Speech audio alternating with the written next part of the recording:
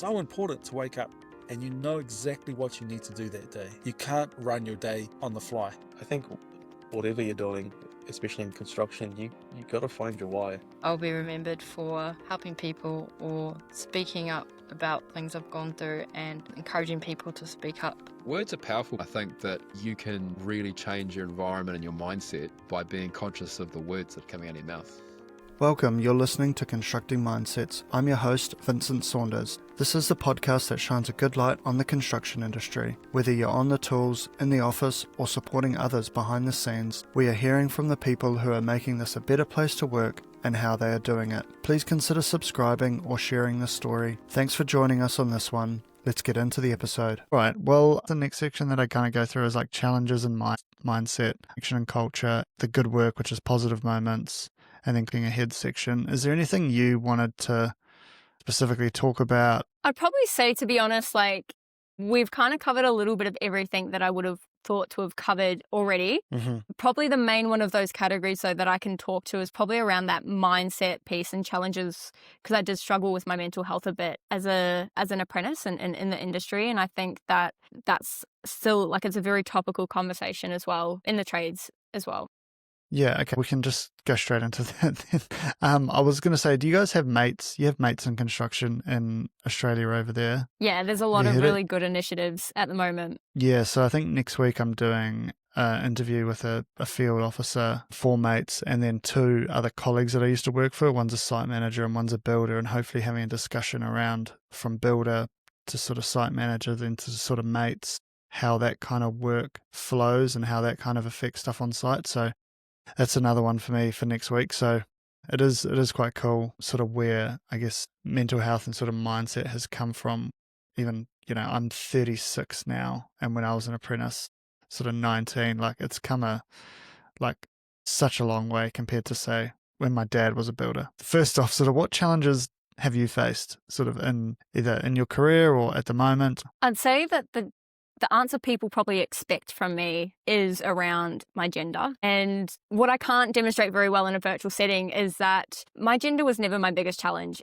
To be honest, my size has always been a challenge, because even for like female height and body weight stats, like I'm shorter than the average female. And so what that meant was I had to learn different ways to do the work, whether it was to use my leg muscles instead of my arm muscles, or use longer bars for more leverage, or simply ask for help. And 99% of the time that help was there and it was readily given. And so when it comes to challenges, I think, people expect me to say that I may have had hardships as a woman in trade. And that's not saying that there weren't challenges, but they definitely weren't the biggest factor. And then it's definitely my size that was probably the initial challenge at first, entering the industry, till I kind of built my strength and had some strategies to work around it.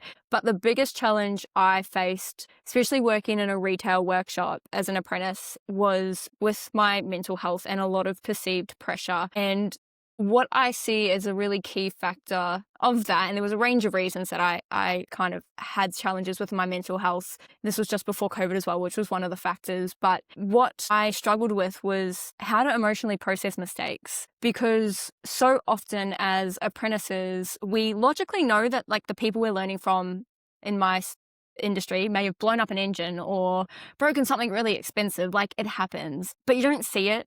And it doesn't get talked about. And so when you start to get towards the end of your apprenticeship and you're feeling the pressure of, well, I'm going to qualify soon, and you still don't have a lot of perspective of the fact that you're going to be qualified and still make a lot of mistakes and still have a lot to learn, that can become a really heavy weight to carry. And because I struggled with my mental health, it started to mean that I was really stressed, and then it impacted my sleep, and then it made the stress worse. So then my sleep was affected more.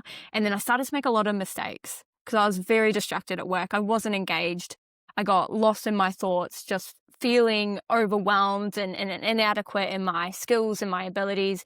And I did get to a pretty dark place where I knew that I was struggling, and the fact that I couldn't just pull myself out of it was a weapon I used against myself. And so that was probably the biggest challenge I faced in the industry, to kind of know how to handle that stress, because I didn't have any tools. And it took me a few years to actually kind of get the support from therapy, from friends and family, from a break from work to just reset, to have the space to start going, okay, like when I'm feeling this way, like how can I recognize this sooner so I can address it sooner? What habits and routines do I need to bring into my life that can reinforce my well-being and make me more resilient? Because so often, and I experience this and notice this in other apprentices, is that we can come into this industry and there's a lot of overtime and there's a lot of work and there's a lot of pressure, and we can often drop our hobbies and we drop the things that fill our cup, and then eventually we burn out. So experiencing that burnout very young, barely 21, fully qualified, it definitely meant that I had to go on this journey about learning about myself and how to manage myself and to be comfortable with the parts of myself that were still a work in progress. And so what I reflect on today, being in the industry for nearly 10 years now and 5 or 6 years past that chapter, while it was hard, I reflect now and go, well, I'm doing more work than ever before, and I'm probably have higher stakes than I ever had as an apprentice, but it doesn't sit on me the same, because now I've got the tools and strategies to recognize when it's like, I shouldn't push through this. I should put this down and take a break. And I know how to ask for help. And so I think going on that journey at a time where I said, you know what, I need a change of workplace. That'll make me feel better. And then I went to the mines where I was isolated from my family. You worked long shifts. You barely had internet to call anyone, and realizing that that wasn't better for my mental health. I think it's such a common experience. And if it wasn't for those people who could recognize that I was struggling and sometimes ask if I was okay, sometimes recognize that if they asked me that, I was going to burst into tears, and instead just be there and be supportive and be really understanding just in that presence. It's hard to describe, but I remember this one night at the mines where I was working on a bulldozer and I was inside the hellhole because I fit better than most of the other mechanics. And I was barely holding myself together. It was a night shift. I was devastated to be away from home. I was really struggling with my thoughts. And I was working with another mechanic, and he never said anything, but he'd be like, Ash, what music do you want to listen to tonight? And then he'd sing at the top of his lungs, and he'd just be there and just be this positive energy. And potentially for someone else that may have been antagonizing, but for me, I just knew that that was his way of being supportive and trying to make better, not knowing what to do. And so I think as an industry, so many of us are going to go through those challenges at some time and have those mental health challenges, and they do wear us down. And what makes them so dangerous is that we truly believe we're alone in those experiences. And as an industry, we actually need to be better at just truly checking in with each other and knowing more about each other than just our site banter. Like knowing what we're interested in at home and paying attention to each other to go, oh, I can see that this person's maybe out of character this week, or they've been out of character for a while. And because it's those things and those conversations with the people that we respect and admire in a workplace that can really help us recognize when we need help ourselves, or even just feel supported at work while we're working through difficult times. Yeah, at the start of the year, you were sort of saying that you are busier now than ever. So I was going to ask you, like, what does fill your cup these days? Like, what do you do to, if things do get tough, or do you have a challenge pop up throughout your many hats again? Like, what do you do at the moment to sort of bring you back to, sort of calm, collected, positive Ash? Usually sleep. It's my number one solution for a lot of things. If I'm having a bad day, I'm like, okay, let's just sleep it off, because it always is easier to handle the next day, or I feel better about it the next day.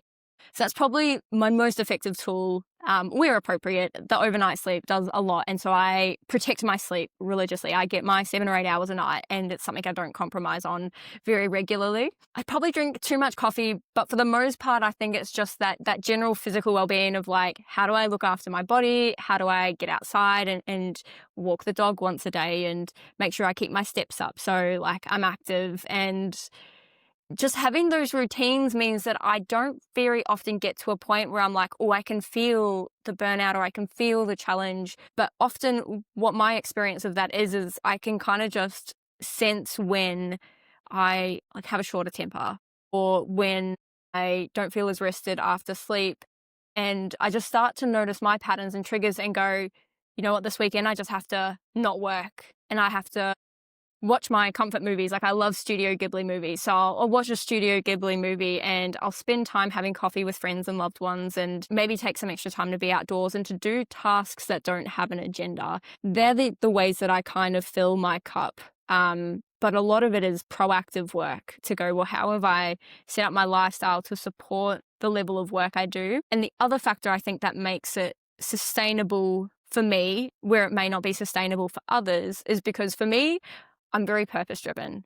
Like a lot of what I do now is about more than myself. It's about the impact on industry, the impact on others, and wanting to show up as my best for that, to give all of that work potential. So that crazy obsession that sometimes even my partner doesn't understand and my friends don't understand. I don't know if it's healthy. That's probably, I'm not qualified to say that, but I don't burn out and I love it. And so it's not harmful to me. It's help, like, and I'm doing meaningful work that can be rewarding in itself as well. Yeah, it's funny you said, just before you kind of said that I can't remember your exact words, but you kind of said something along the lines of like you feel like sometimes you feel like you need to either switch off or you need to do something to get back to feeling like yourself. I find that that happens to me as well. I run and maybe do a little bit of cycling in the garage.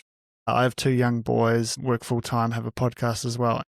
I was sick for probably a couple of months, just flu and kids stuff for a while, and then it's kind of talking to my wife and it's like, I feel sick, but like I also feel like I need to go for a run, or I haven't been for a run in a couple of months. You kind of just feel it like in your body, like it's just like tight or something's not quite right, and then you just know you have to go, and it's like great when you can get to a point where you kind of have to do something physical to move your body and feel back to like yourself again. I don't know, just kind of that resonated with me as well, what you said around that as well.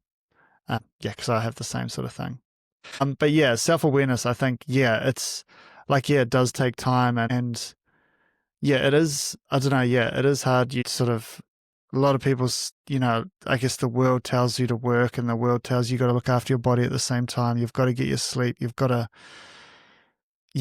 do all these things in life. But I guess somehow finding a way where you can come back to yourself and, what does Vincent need today, or what does Ash need today to, keep going through her day or my day, that self-awareness piece is a big part of it. I don't know how you bottle up to find self-awareness, because if you could, that would be a great little tool to hand out. But do you have anything else around that? I'd probably say that some of it is being bored and reflecting and like self-reflection, and it's so hard to do in our world now because we've got so much we could be doing, and there is that pressure to achieve and be busy and success, but it's that self-reflection, while boring, that you get to know yourself. And when you ask questions to yourself about like, well, what does success mean to me, and what do I value, and what fills my cup, that curiosity means that you might not know the answer straight away, but you're suddenly looking for it where you weren't before. And subconsciously, our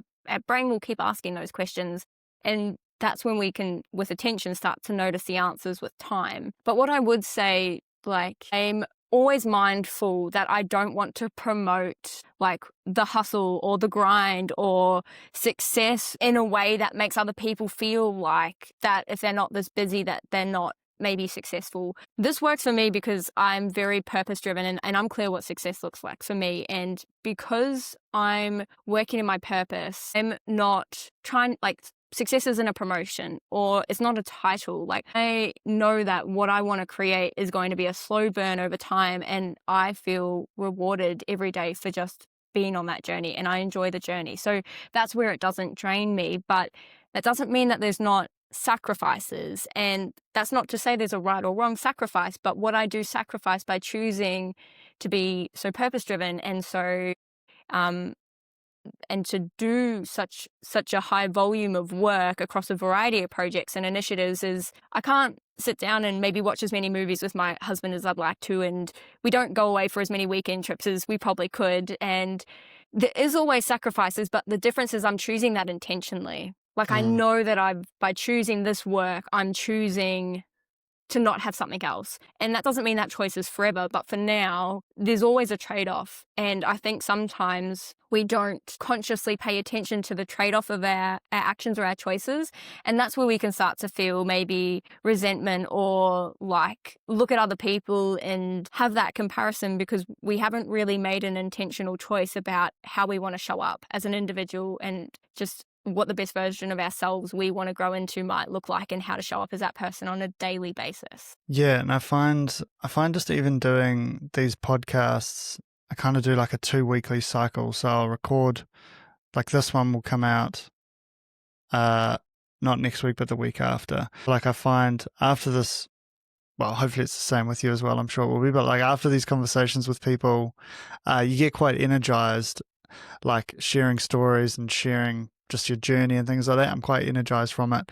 And then all of a sudden I put it out and then, I don't know, that maybe this is just my podcast, maybe not your podcast, but I put it out and I'm like, oh, I only got like 1 view or like 1 listen or something like that. And then like you kind of, all the energy goes away and then you kind of start the 2-week cycle again. And it's just, I don't know, it's just I don't know, that just popped into my head as you were talking there. Like, I don't know how you feel with sort of, because you do probably a bit more social media stuff than I do. And yeah, like how does it, like putting yourself out there is such a big step. Like, yeah, what does that feel like and sort of what's that energy return like for you, or is there an energy return from it? I'm an introvert by nature.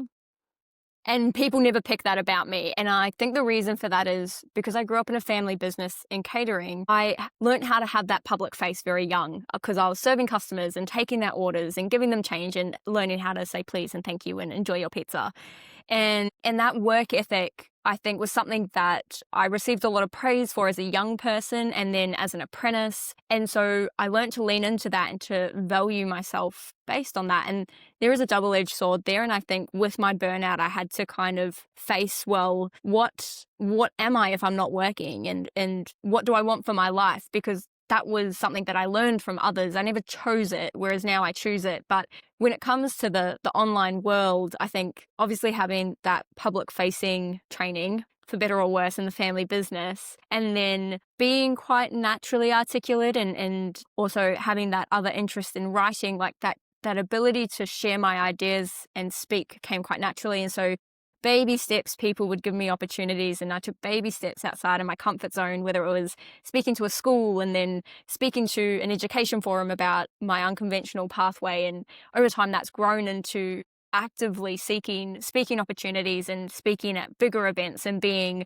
more intentional about improving that skill. And like that, I was so nervous before my first podcast, for example, despite all my speaking experience, because it was just a different conversation format and I hadn't done it before. And so I guess in terms of showing up online, there's still always that question of like, am I engaging? Am I on brand? Am I sharing too much, too little? Am I sharing too many ideas? Am I not on topic? Like, I find I can get quite overwhelmed and lost, and there's such a big volume of content out there. It's probably a bit easier for the podcast because I'm like, well, I get to repurpose my guests' conversation and put that out there, and it's very specific to one topic, so it's always kind of on brand.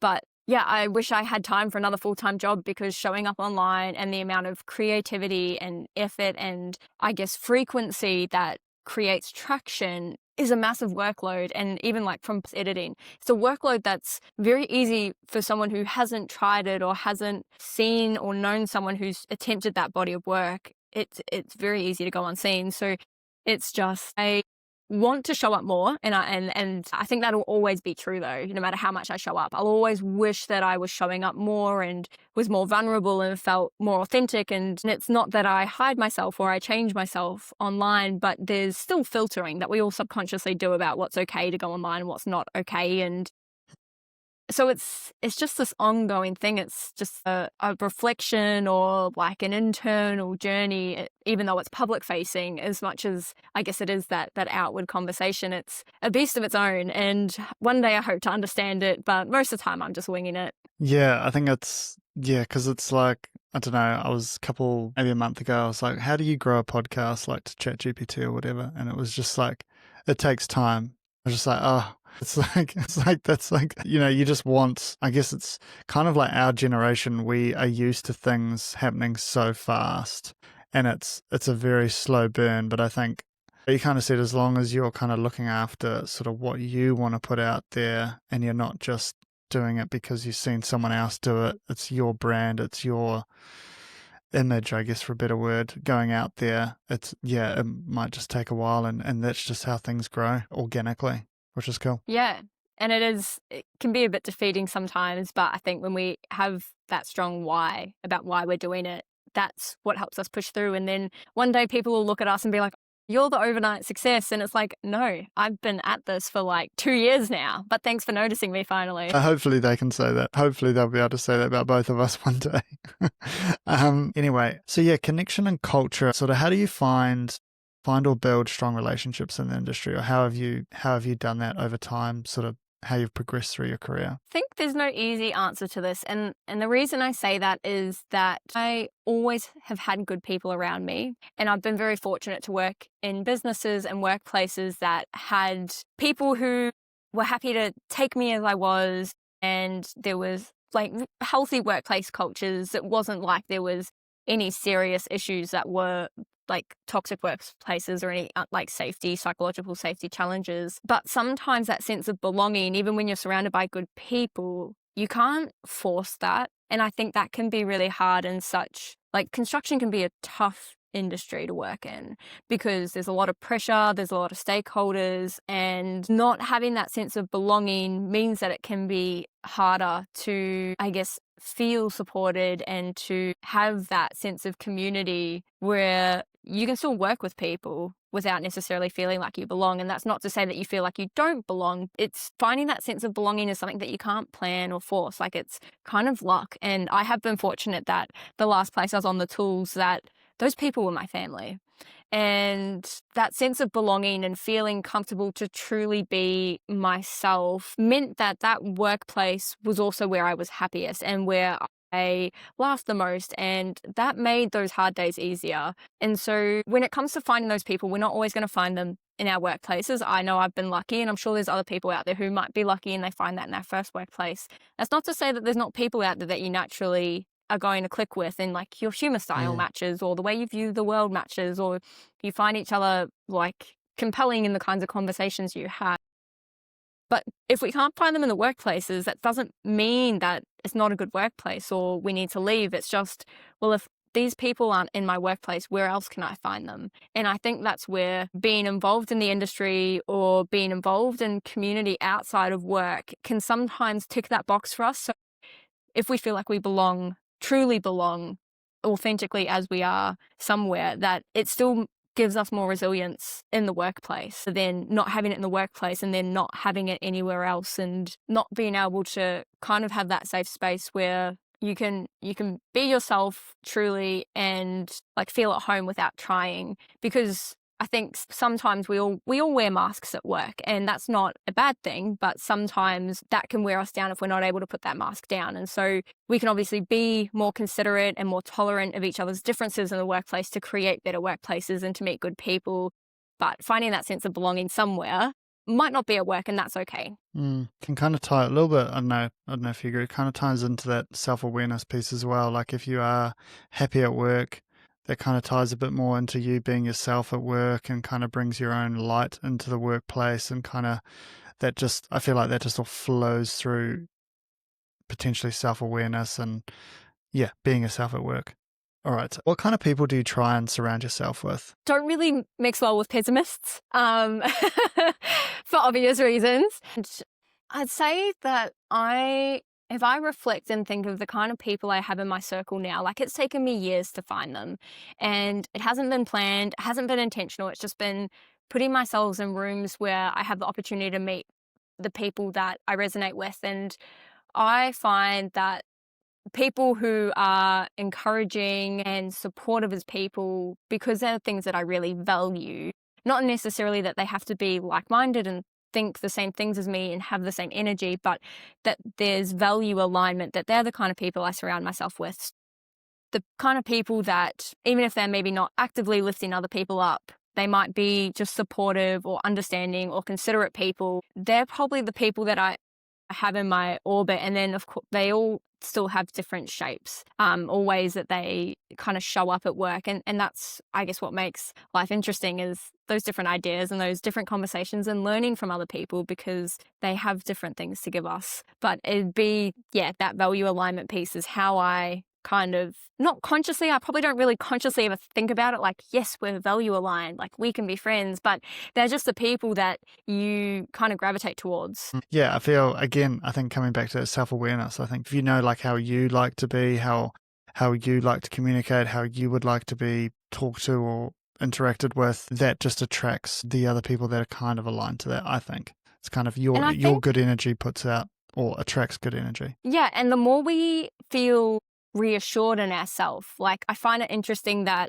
with the burnout and the mental health journey that I went on after that, it was very much me having to unlearn things that I'd learnt growing up that were no longer serving me, and finding more, not confidence, like that is a factor, but just more, like I felt more sure of myself, and that made it easier to find people who I like value being around for energy or insight. And that's not to say that the people I value being around always make me feel nice. They might be people who challenge me or, able to give me critical feedback to help me grow, but there's still a value alignment in terms of the impact and the way they have their impact that resonates with me. Whereas, like, I know that leaders I've had in the past who've been, I guess, not as considerate about their impact and a little bit more like they care about their title and they try to assert that title over people. It's been hard to connect with those people because that goes against how I see leadership and how I value having an impact on other people. That's not to say that I couldn't take critical feedback and learn from those people, but it's just very much that the more sure we can be of ourselves, it makes it easier for other people to sense us and to be open to finding those people without being threatened or worried about feeling lesser than other people or feeling like we have to be competitive to know what level we're on versus other people.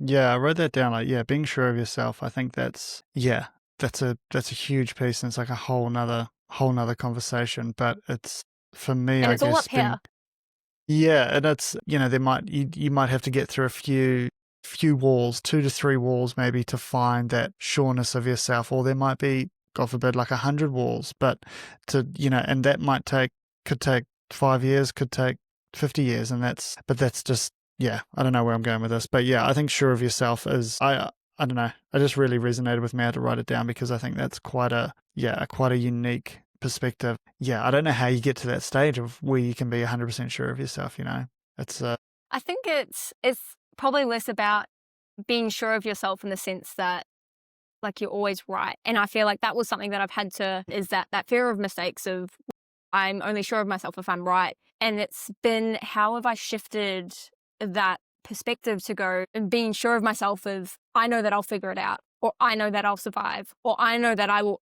face whatever challenge comes my way and that I don't have to do it alone.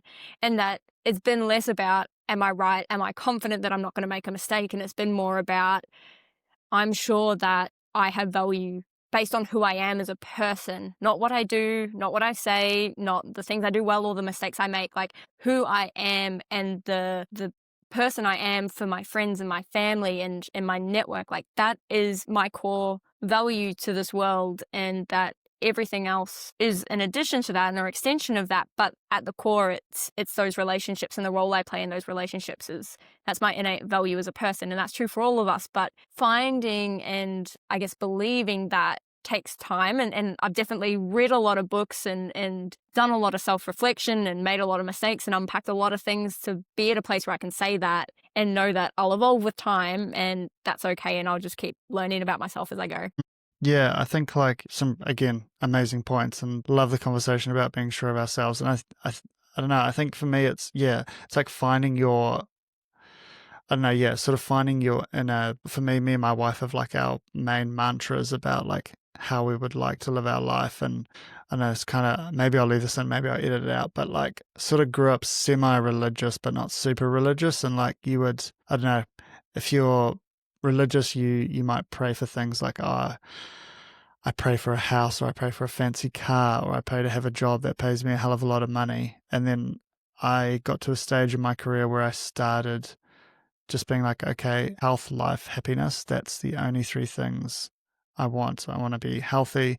I want to have a nice life, which at the time was to potentially start having a family, and have happiness, which is just happiness in every day. And as long as those three things are done, then everything else will kind of fall into place and everything else will happen. Like there's nothing else in the world that matters apart from health, life, happiness. And that's how I think I found becoming sure of myself. Yeah, I think it's an interesting conversation, and I am not a very religious person. My mum probably grew up similar to you, like grew up in religious family, went to church, but they're not really actively religious beyond that. Yeah. I think, and I have friends who are tradies who are very religious and found God, and that was their healing journey. And I don't have to agree with their religious beliefs to understand the value of faith. And I think that being sure of yourself is sometimes also having faith in yourself, or even having faith in 100%. something bigger to say, I have meaning, because it's very easy to feel like we're not important and we don't have impact in this world because there's so much noise. Yeah. And that's, I think the impact and feeling like you're not just another cog in the wheel of, I don't know how many people are on the planet now, like 6 billion or something like that. All right.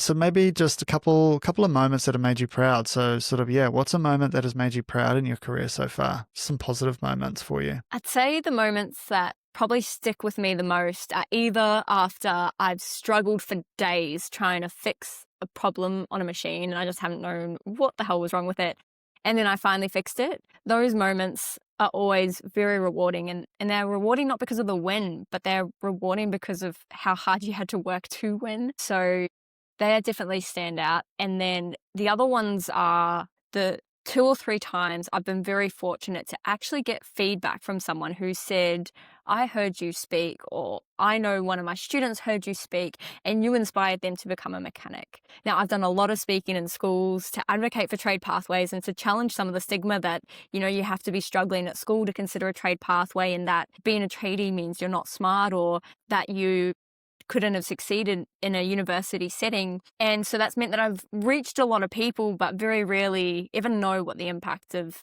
that conversation is, beyond teachers being like, oh, that was fantastic, or parents being like, yeah, that was great. So the 2 or 3 times that I've had an email from someone and it's been like, this person became a mechanic and she mentioned someone came to her school and spoke, and it's like, we're pretty sure it was you. Like, those moments, because they're rare, they're special. And that's where I go, it doesn't matter if I'm the best mechanic or not, doesn't matter if I'm the strongest mechanic or not, or even the fastest, or even if, I have the impact I intend to have every time I try to have an impact. But knowing that I have had a positive impact on someone's life, that makes all the effort before I get any feedback about the results worth it. Yeah, I think that whole feedback piece in construction, again, is like another conversation we could have. I spoke to a recruiter on my last episode and we were talking through that feedback loop, and I don't know, in my opinion, just some of the feedback you get in construction is kind of, in my experience, is a little bit non-existent.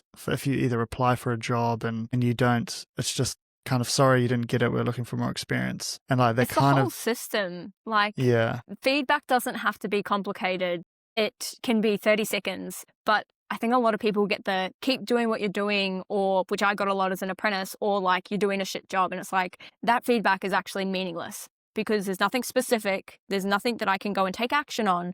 I either just feel confused and lack direction, or I feel shit because I'm not doing a good job, but I don't know how to fix it. So I think at all levels of construction, being able to give specific, timely feedback is something that is extremely lacking. Yeah, I think one of the, hopefully, if the person listens to this, I know who I'm talking about. But I think one of the feedback, the most feedback I remember from one of my managers was, you have to be more refined. And like, I was like, what does that even mean? And like, how do I even do that? Like, and he was like, just think about that for a while. And like, that was probably one of the, I don't know. Yeah. I don't think I've ever taken it on, to be honest. If he listens, he'll probably disagree with me that I haven't taken it on. But yeah, that was probably one of the things that's confusing. that stood out, is like, you got to be more refined. And I was just like, yeah, still think of that today. I'm like, how does that what did he mean by that? But yeah, anyway, hopefully he listens and he hears that. Anyway, all right, I think we're nearly there. I've taken up a bit too much of your time. All right, I do a quick fire round for you, Ash. So yeah, I think I already know this one, but are you a coffee or a tea drinker? Coffee all the way. Yeah, I don't think I've had a tea drinker on the on the podcast yet. Biggest mindset tips for people starting off in the industry? Remember to recognize the things you do well and the things you know, not just the things that you don't know yet.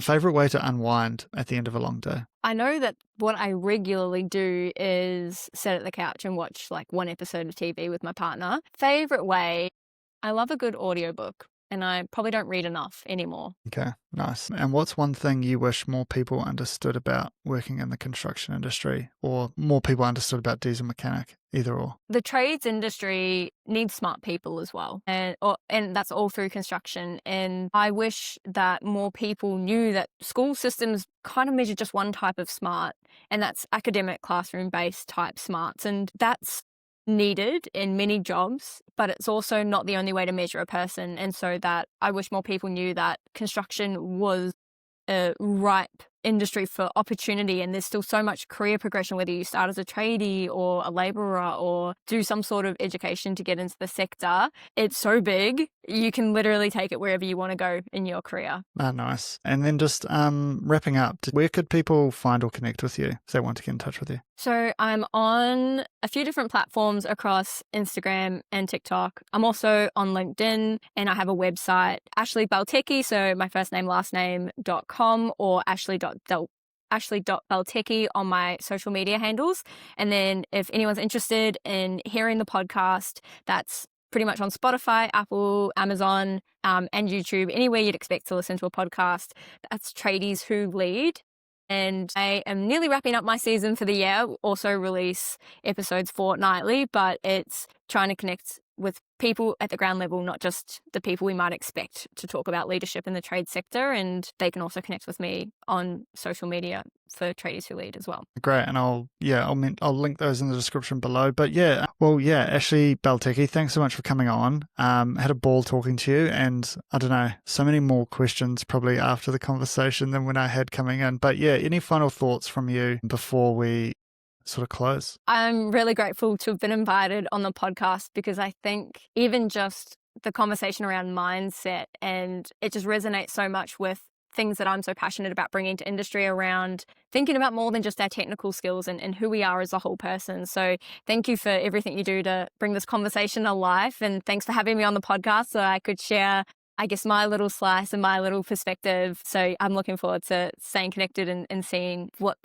kind of comes out of this community and this conversation. No, thank you so much. And yeah, no, it's been great. And it's been great to connect. This is my second international guest. Yes, much for coming on. That's it for today's episode of Constructing Mindsets.